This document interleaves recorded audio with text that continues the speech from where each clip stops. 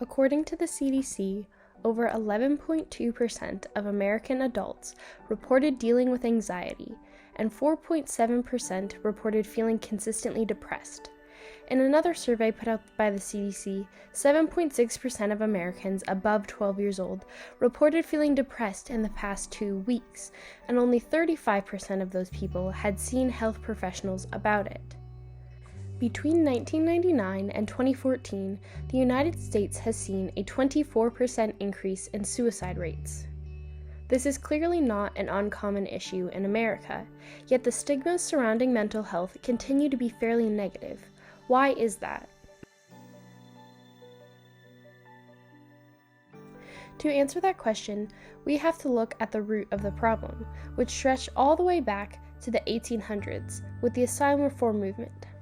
Many leaders, such as Dorothea Dix, campaigned for better conditions and called for the institution of more asylums. At this time, the only treatment for the mentally ill was to be sent away after being declared insane. The 20th century saw 2 world wars and an influx of soldiers returning home with PTSD, at the time referred to as shell shock. Also during World War II came the study of eugenics, which claimed it could purify the human race. This was prejudiced against many, including people of color and those suffering from mental illnesses such as Down syndrome. In the 80s and 90s, there was a lot of government action taken, most significantly the Americans with Disabilities Act, which eliminated discrimination of people with disabilities, which included mental illnesses. Even still, negative stigmas persist, so we went to Andy Brunig at the American Foundation for Suicide Prevention to figure out why. So one of the big steps that media has taken is embracing this change of language. We don't commit suicide now. Someone has died by suicide. Every thought we have is influenced by the culture that we live in. Some other examples of harmful language are terms like crazy, mental, or psycho. Instead, use the medical terms for people's specific diagnosis. It is also important to avoid making jokes. Don't say a person is OCD if they just like organizing, or say I'm going to kill myself over a minor inconvenience, because it is insensitive to people who actually deal with these issues. The negative stigma produced by the media and perpetuation of negative stereotypes stops many people from seeking treatment, and we wanted to know how to rebuff that. I want you to know that I care. I want you to know that I'm glad that you're here. And I want you to know that the resources that are available aren't there to judge you.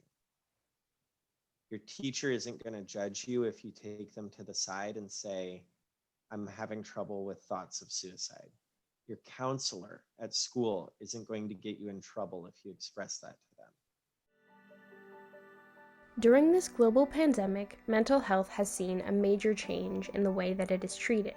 Mr. Brunig shared with us that they do not yet know how suicide rates have been impacted by the coronavirus, but we do know that the number of calls that have gone into the National Suicide Prevention Hotline, for example, has increased. If you or a friend are seeking help, here are a few resources that may help. We want to encourage you to reach out to friends and trusted adults if you are feeling depressed or suicidal. Saratoga High School has a wonderful program called Cassie, which helps students with their mental health. They have therapists and also help clubs at the school related to mental wellness and mindfulness.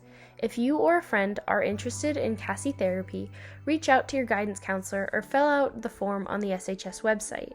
Sources of Strength is also an incredible organization that encourages students to connect with each other through campaigns and other exercises.